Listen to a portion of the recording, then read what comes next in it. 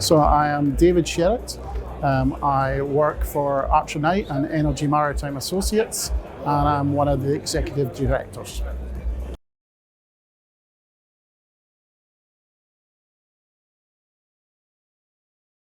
Yes, so basically I spoke today about some of the dynamics that we're seeing in the sector just now and tried to put a little colour and context into that from a granular point of view as opposed to just from a macro point of view. In other words, what are the dynamics in the space and how's the sector working?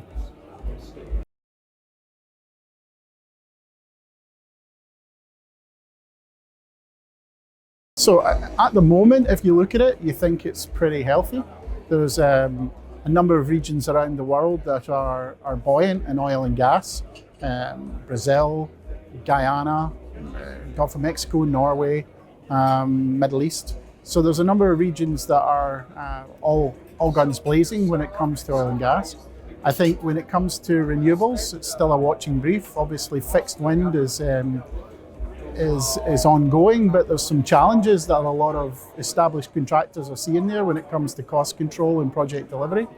And I think floating energy is probably at the beginning of its journey, and there's a long way to go there. So, but in general, over the next 5 years, barring any major macro event, then it looks as though it'll be a pretty good market.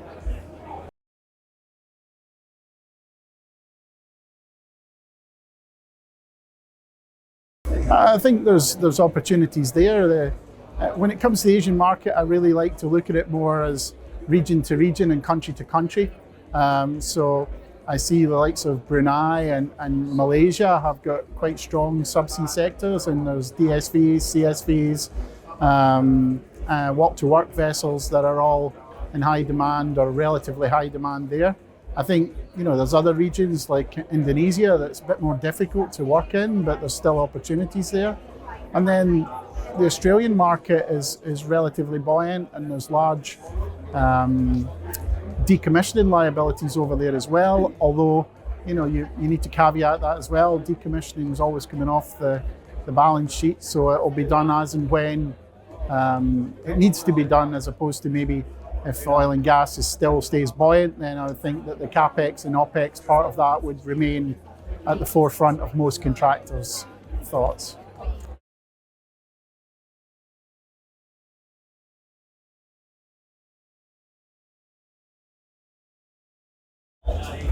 Well, that's a good question. Look, there's definitely an aging fleet. There's no doubt about that it's an aging fleet, and we have to look at the long term where those specialist vessels would need to be placed.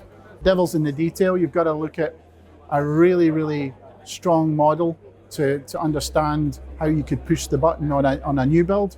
But there's certainly areas where there could be new builds justified, but everybody's a bit nervous because where is the transition going to happen between wind and oil and gas? Right now, I think the both of them cross over, but they don't really work in synergy. And oil and gas is quite strong. So, probably not answering your question, but I think it's the devil's in the detail.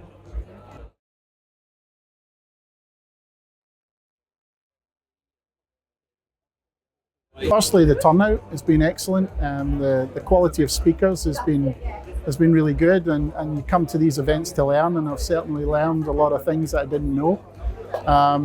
And I think it's important that people turn up and support these events, because there's a really good cross-sector, not just of offshore supply companies, but also of support functions. So you can do quite a lot in a short space of time. So it's been very useful, very well run, very well organised as ever with OSJ. So yeah, it's been a great event.